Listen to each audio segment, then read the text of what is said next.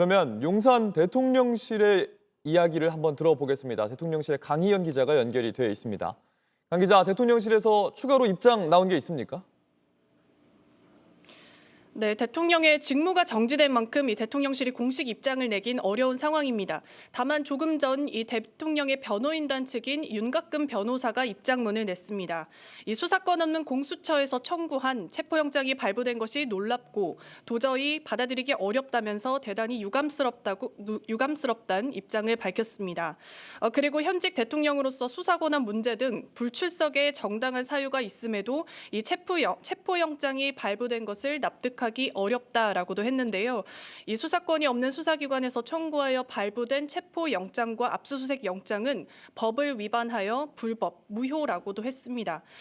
또 대통령 경호 업무를 계속하는 대통령 경호처에서도 앞서 입장을 밝혔는데요. 이 경호처 관계자는 영장 집행과 관련하여 적법한 절차에 따라서 이 경호 조치가 이루어질 것으로 알고 있다. 이렇게 설명했습니다. 네. 경호처의 적법한 절차에 따라 경호 조치가 이뤄질 것이라는 말은 수사에 응하겠다는 건지 수사를 막겠다는 건지 해석이 나뉠 것 같은데 혹시 확인되는 게 있습니까? 네, 이 경호 조치가 무엇인지에 대해서 구체적인 설명은 아직까지 내놓지 않고 있습니다. 영장 집행에 응하겠다는 건지 아니면 막아서겠다는 건지 이 경호 조치가 구체적으로 무엇인지에 대해서 추가적으로 질의를 했지만 이 경호처에서는 설명을 하지 않았습니다. 다만 경호처는 앞서 수사기관이 이 대통령실과 관저, 안가에 대한 압수수색을 했을 때 이 군사상 비밀, 또 직무상 비밀 등의 이유를 들어서 끝까지 막아왔습니다. 공조보는 지난 11일과 17일 용산 대통령실 등에 대한 압수수색 영장을 발부받아서 집행을 시도했지만 경호처가 막아서면서 별다른 성과를 얻지 못했습니다.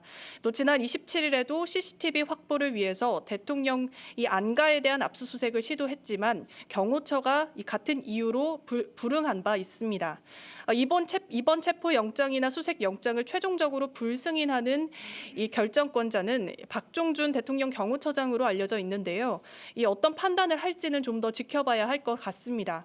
다만 체포 영장은 집행을 막을 수 있는 법적 근거가 없어서 마냥 막을 수는 없다는 이런 해석이 있어서요. 만약 경호처가 끝까지 거부할 경우 위법성 논란과 함께 물리적 충돌도 배제할 수 없을 걸로 보입니다. 지금까지 용산 대통령실에서 JTBC 강희연입니다.